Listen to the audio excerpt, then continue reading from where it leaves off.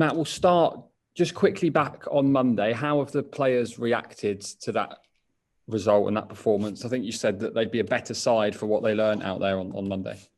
Yeah, it was an example of what League Two can force you into in terms of your own game, individually and collectively. We weren't quite good enough, certainly in that second half on Saturday, but we were put under immense pressure from a good Premier team.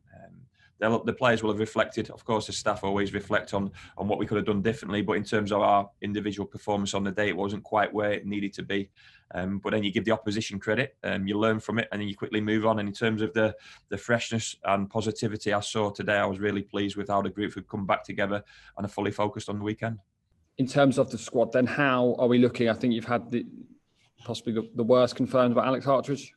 Yeah, the scan results aren't great. To be expected, he's a tough boy, and for him to come off in that manner suggested it was quite a serious tear, and the scan results have backed that up. So unfortunate for Alex. There's no initial expectation that he'll play a part for the remainder of this season. If the season went to playoffs and then got extended through the playoff campaign, then there's always a chance, and we'll treat his hamstring injury based on symptoms as opposed to the actual scan results. So it's a real shame for Alex because he's been a stalwart in recent weeks and recent months and performed fantastically well. But as always, another opportunity for other members of the staff of the group. Groundsy was back in the fold, so good to have a bit of balance on the bench off the back of his reintroduction within the group. And Sam Nonmay and Harry Kite have been with the group today. Saturday might well turn out to be too soon in relation to how we progress with those two in relation to game time, but we'll assess them in the next 24, 48 hours. With Sam Nonmay, I imagine, like you said, eased in gently, perhaps looking towards Tuesday, obviously with Zanzala's ineligibility for that game against Barrow. Well, look, regardless of Tuesday, we've got to make sure we perform well on Saturday. And if he's fit and available for Saturday, we will make a decision as opposed to where we put him on the bench and what game time we give him, like I say, regardless of Tuesday. So we'll see how he reacts today, because today is the first time he's been within the group remits. We'll see what he can do tomorrow. We'll see how that body's moving, how he's feeling in terms of hamstring, if there's any tightness or fatigue in that lower area.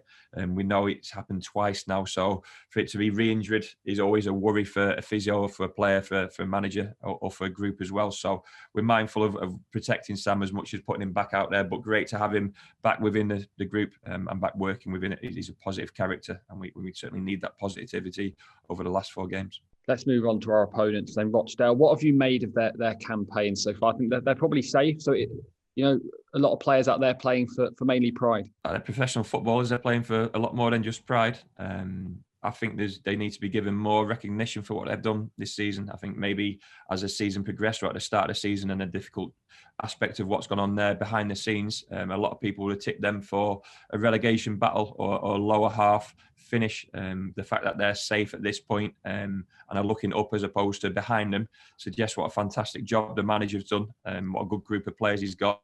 They've been a similar style and system throughout the season and been really attacking with that, and a really good team to watch. Not often you get to enjoy preparing for a game in terms of the amount of games you watch from the opposition, but Rochdale are a team you fall in love with straight away. The attacking players on the pitch and the way they play, really impressive to see, and they've stuck with that throughout the season. So I cast my mind back to November on that cold day, and it was a pretty brutal game of football in brutal conditions. We're hoping the sun's shining on a good pitch this weekend, and there'll be no excuses as to why 2 good footballing teams can't go at it. And hopefully it's a good reflection on 2 young managers who want to play football the right way with a good set of players for both groups. And we hope it'll be a fair reflection on where each team are at. We're at home. We want to force the play as much as we can. We want to put the opposition under pressure. It's never as straightforward and as easy as that. So we're expecting a really tough game this weekend. I just had a quick look at the forecast then. Highs of 18 degrees, which I think it was about minus 18 back in November, wasn't it? Oh, we spoke about it to the group this morning. I said, does anyone remember that game back in November? And they all said the same thing. That's the coldest game they've played in. And even the experienced ones, the Podges of this world and people like that. And Scott Brown played that game. If you remember, Cam was ill on the morning of the fixture. So for Scotty to say that, and he's played God knows how many games, that's an incredible thing to say. And that sticks in the memory as what that day was, just a really cold day in the northwest of England. But we got a point off the back of that. And we expect expect a different type of game this weekend, and we can't think too deeply into Rochdale's situation. All we can do is think deeply about our situation and our feeling towards the game and what we need to achieve. I suppose we do have to talk about the possibility that promotion could be achieved on Saturday. It would take a lot, four results going away as well as us winning. But I imagine you're firmly focused. You're not worried about what's going on elsewhere. No, we can't control that. We can only control what's right directly in front of us. It's a home game. 3 out of the last 4 at home. We're looking forward to the home games. Looking forward to keep playing in front of a. I say keep playing. It was last week. It was first time we saw the park in full colour, I suppose, and full capacity. Incredible thing to witness. And not just you take football out of the equation. That shows where the club is. Shows the feeling that the club has got with the community and the fans and our fan base and our owners. And hopefully we'll be able to replicate that on Saturday. As always, I ask everyone to be as respectful as they possibly can be for the players, the staff of both teams and the opposition fans as well. So hopefully it's a good game of football. Hopefully they enjoyed Easter Friday. Hopefully they enjoy this weekend. You touched upon the weather conditions.